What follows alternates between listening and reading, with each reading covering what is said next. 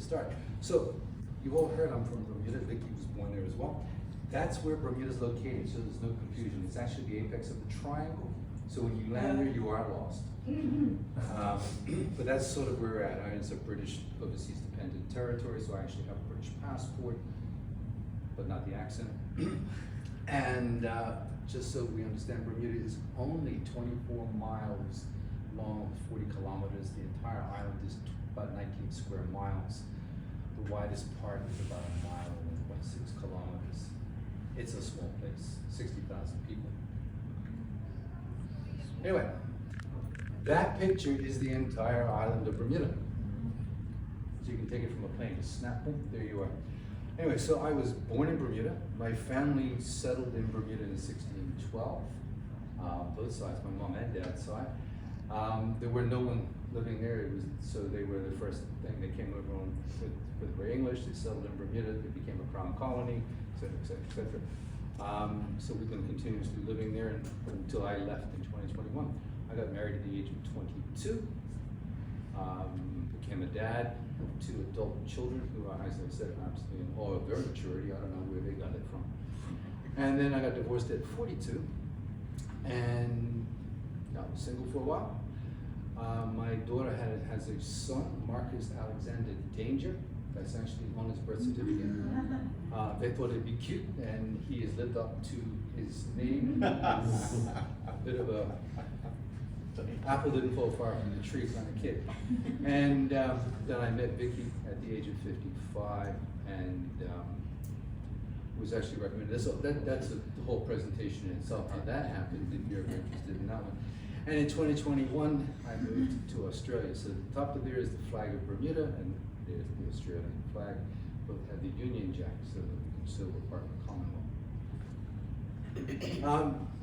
Those 2 pictures, one's the Bermuda fitted dinghy with a unique sail design, and that is an old house that is a Bermuda designed roof, which they catch rainwater. So I just thought I'd throw this in there because there is no natural rivers or streams in Bermuda, so the only way of getting water is by catching it off your roof.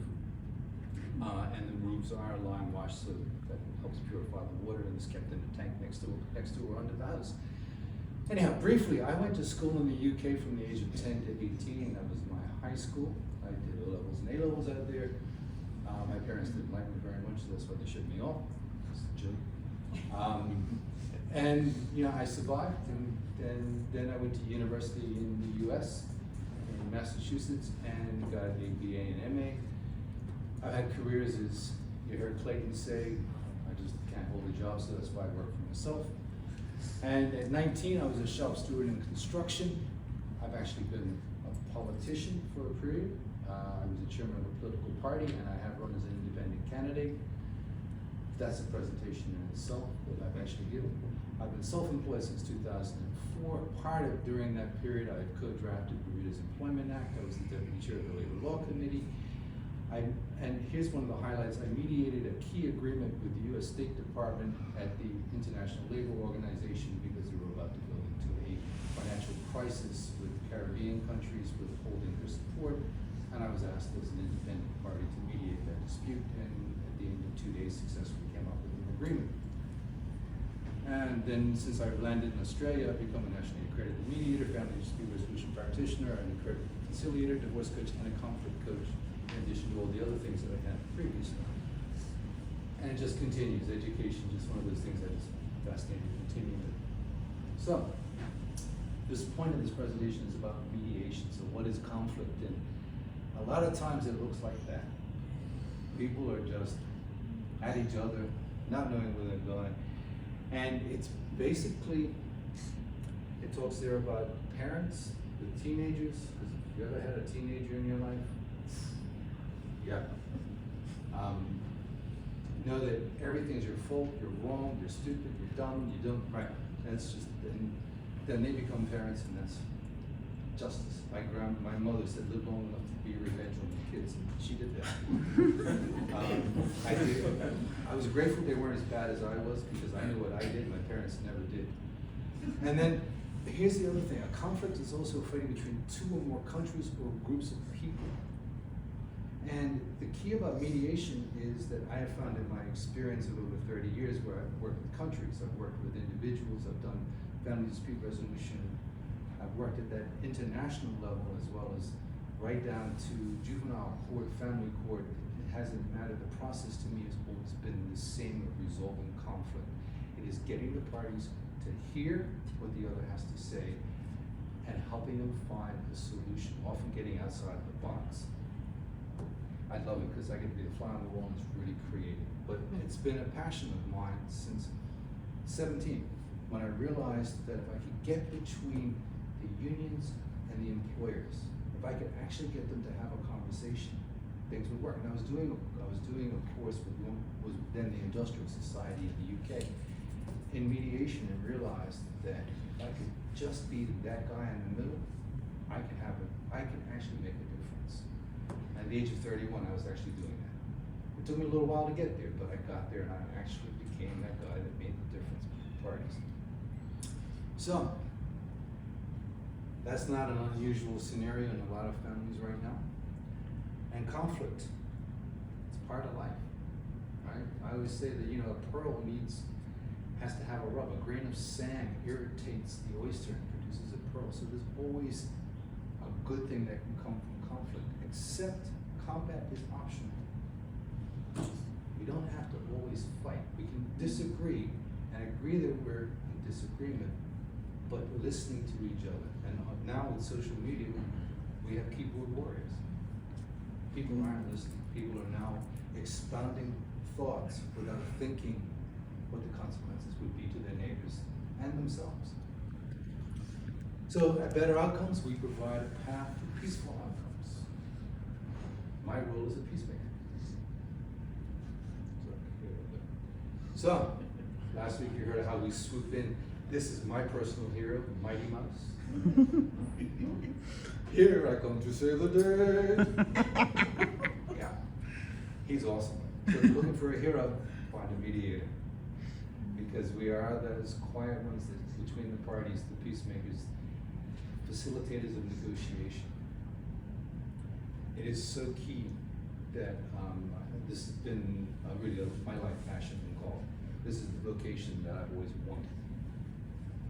So, we have conflict. It's a problem. It leads to a dispute. The resolution lies in the mediator.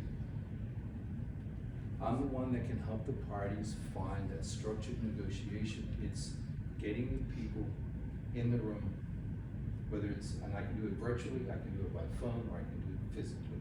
I've found that whatever's going to work for the people that have the need, I'll make sure that I can be accessible. And it's now a structured environment.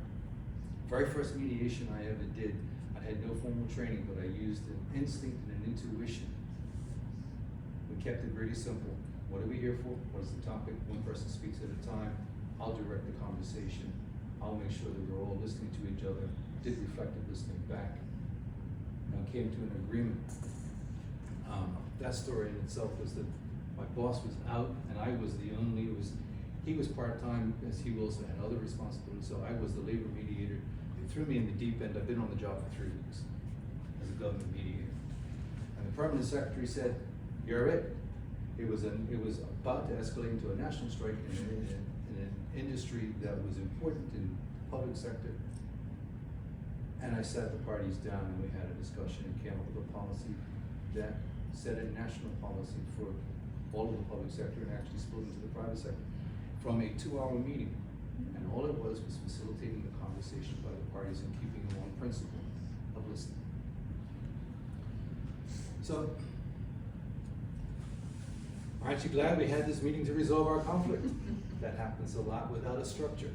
It's just, we sit around the table and we throw things at each other. With mediation, we get to have that structure where someone says, "No, sorry, you get your moment. Let the other person speak first."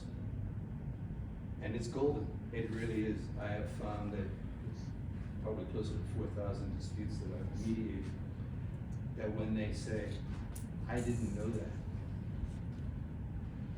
wow, first time I'm hearing that. And they may have not had a real conversation in years.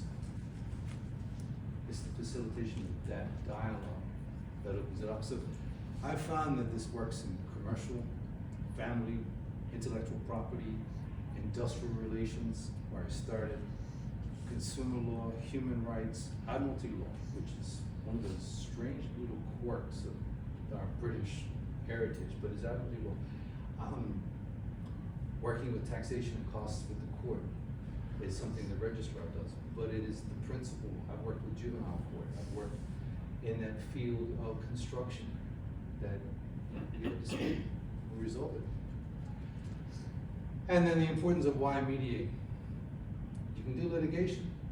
Remember Allison's presentation on it. You go to litigation, it can take months, if not years, to get there. In mediation, we can get the parties to talk quickly, and it's cost effective. Yeah, I've got a case next week. I'm doing legally assisted mediation. I don't mind the lawyers being in the room. It actually helps me, it helps the client, it keeps the process flowing. But what we can do in 4 to 6 hours can avoid months of preparation, litigation, fighting, argument, lawyers exchanging emails, because every time you hire your lawyer, it costs. Where we can concentrate this and get it done. It's flexible. It reduces stress surprisingly. 2 minutes? Jeez. Remember those bullet points? I could talk to you, less than 30 minutes. And it's confidential. I'm obliged to keep confidentiality in the process. So my notes that I keep are destroyed after the mediation. So the court was to subpoena me and I go, don't have anything, can't help. Because the confidentiality of the process, I regard this as sacred. I regard this as so important to keeping the process for the client. And it is important that the client has that moment where they feel that I'm not going to betray the trust. They can talk about whatever went on, I won't. And it's voluntary. During the mediation, if they say, look, I'm done, I don't want to do this, I want to finish, the party can do that. So that's where it's total empowerment. The parties are in charge of the process, I'm not. I'm there to hold that space so they can actually find a better outcome. And then who attends, the parties are in control, they resolve their own disputes, and they enter into an agreement. And it's important that the people at the table actually have the power to negotiate that outcome. So they're not actually there representing, and then go back, oh, I gotta go back to my other parties. This isn't a negotiation, this is a mediation in which people have to be prepared. So I do an intake with them prior to make sure that they understand exactly what is going to be expected and how the conduct of the mediation will be going. And it's important that prep time is often 90 minutes to get someone to understand what they'll be going into. So a lot of people haven't done mediation and it's fearful. And I like to take the fear out of it and help them understand that I'm there to help them get a better outcome. So some of my ideal client referrals are workplace conflict, family dispute, property dispute, conflict resolution. So there's so many cases I could talk to that have been there. I mean, I've done human rights cases, other property disputes. Some have scarred me, some have left that indelible mark, in which one of them was a 3-day mediation in which I had lawyers in the room. It was a human rights case. It was sexual harassment, racial discrimination, and it was going south until one of the lawyers went, oh my God, we really offended her. And I didn't say anything, and they went into private session with me, and they talked it out and realized that their behavior had been totally unacceptable. But it had taken 2 days to get them to that point, so they could actually hear the humanity on the other side of the table, which they hadn't gotten in the workplace. And then we'll finish this. Picture on the left is 2 kids, and in Bermuda we have the Gombes, which is a unique Bermudian, it comes from African and Native American traditions. The costumes are closer to Native American, but they have an African, and it is every Bermudian's dream to dance with the Gombes. And they used to come out on Boxing Day and Easter Sunday, and you'd go and dance the street with them. And they have a drum and a whistle. And it is a beautiful tradition that I have enjoyed my entire life. And it's one of those unique things that we have in Bermuda. And lastly, of course, it's all about balance in life. So, that's my 10 minutes. Shane, thank you all for listening. I appreciate it. Are there any questions?